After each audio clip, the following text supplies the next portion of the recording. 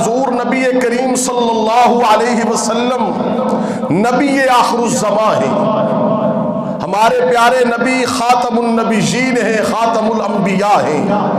حضور نبی کریم صلی اللہ علیہ وسلم پر سلسلہ نبوت ختم ہو چکا ہے، حضور کے بعد کسی اور نے نبی بن کے آنا نہیں ہے،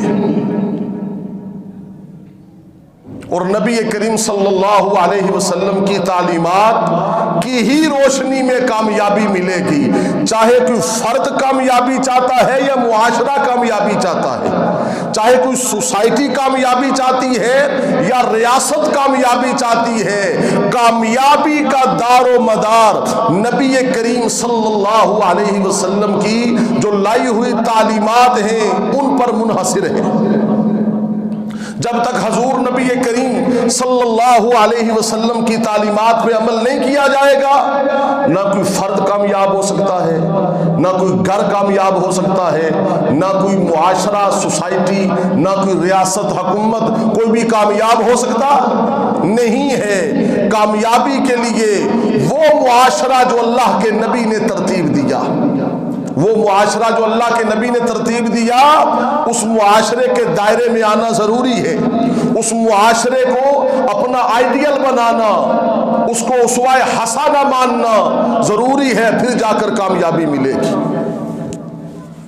اور جنہوں نے اس معاشرے کو جو حضور نبی کریم صلی اللہ علیہ وسلم معاشرہ لے کر آئے، جنہوں نے اس معاشرے کو مانا، انہوں نے دنیا پر یوں حکومت کی۔ سنیں ذرا، ایک بات میں، یہ واقعہ یہ سیدنا ابو بکر صدیق رضی اللہ تعالی عنہ کی خلافت کا واقعہ ہے۔ اللہ کے نبی کا وصال ہو گیا، جمیع صحابہ اکرام کی مجلس شورا بیٹھی ہوئی ہے، سیدنا ابو بکر صدیق خلیفہ اول، خلیفہ بلا فصل، خلیفۃ المسلمین، منصب خلافت پہ فائز ہو چکے ہیں، ان کے نام پر اتفاق رائے ہو چکا ہے۔ اب صحابہ میں گفت و شنید ہو رہی ہے کہ سیدنا ابو بکر صدیق رضی اللہ تعالی عنہ کی جو اجرت ہے، جو ہدیہ ہے، وظیفہ ہے یومیہ، وہ کیا ہونا چاہیے؟ سننا ذرا، صحابہ میں حضرت عمر میں، حضرت عثمان غنی میں، سیدنا مولا علی بن ابی طالب میں، سیدنا عبد الرحمن بن عوف میں، سعد بن ابی وقاص میں، جلیل القدر صحابہ اکرام رضوان اللہ علیہم اجمعین بیٹھے ہیں، اور جو گفت و شنید ہو رہی ہے کہ مسلمانوں کے پہلے خلیفہ اول، خلیفۃ المسلمین سیدنا ابو بکر صدیق رضی اللہ تعالیٰ عنہ کی یومیہ تنخواہ کیا ہونی چاہیے، ہدیہ کیا ہونا چاہیے، وظیفہ کیا ہونا چاہیے؟ کیونکہ شریعت کہتی ہے جو حاکم وقت ہوگا وہ اپنا کاروبار نہیں کر سکے گا، نہ، جو حاکم وقت ہوگا وہ اپنا کاروبار نہیں کر سکے گا۔ اب جب ساری باتیں ہو گئیں تو اتنی کر دو، سیدنا ابو بکر صدیق بولے رضی اللہ تعالیٰ عنہ، اور جو جملہ کہا وہ آب زر سے لکھنے کے قابل ہے۔ سیدنا ابو بکر صدیق نے فرمایا کہ اگر تمہیں یہ بات سمجھ نہیں آ رہی کہ میری اجرت، میرا معاوضہ، میرا ہدیہ کیا ہونا چاہیے حاکم وقت کا، تو سنو، جتنی ایک مزدور کی دہاڑی ہے اس دہاڑی کے برابر ابو بکر صدیق کی تنخواہ کر دو۔ ہائے ہائے ہائے، اللہ اکبر۔ ہمارا حال یہ ہے، قصور کے اندر 15 دن نہیں گزرے، ایک والد نے اپنے 5 بچوں کو کس میں پھینک دیا؟ سب کو پتہ ہے نہر میں۔ کیوں؟ اس نے کہا میں خرچہ نہیں اٹھا سکتا، اس نے نہر میں پھینک دیا۔ کراچی کے اندر ایک عورت نے اپنے 3 بچوں کو پھانسی پہ لٹکا دیا، اس نے کہا میں ان کو روزی دے سکتی نہیں ہوں۔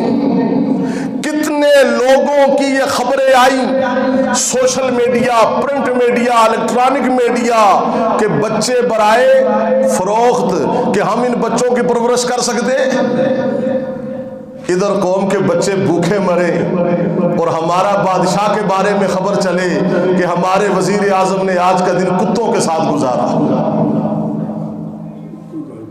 اگر آج کا عالم دین نہیں بولے گا تو اللہ اس سے پوچھے گا. یہ بڑے افسوس اور دکھ کی بات ہے. یہ ہمارا المیہ ہے, المیہ. ناراض نہ ہونا, یہ حقیقت ہے. حقائق بڑے تلخ ہوتے ہیں, سخت ہوتے ہیں. وہ جو بیچارے مرے ان کی کسی نے پوچھ نہیں کی. اللہ کے نبی نے فرمایا جو حاکم وقت, سنیے ذرا, حاکم وقت, مسلمانوں کے حاکم کے وقت کے بارے میں ہمارے پیارے نبی کا ارشاد کیا ہے. جو حاکم وقت اپنی رعایا کی خبر اپنے گھر والوں کی طرح نہ کرے. ہمیں گھر والوں کی فکر ہے نا, بچوں کی فکر ہے, بیوی کی فکر ہے.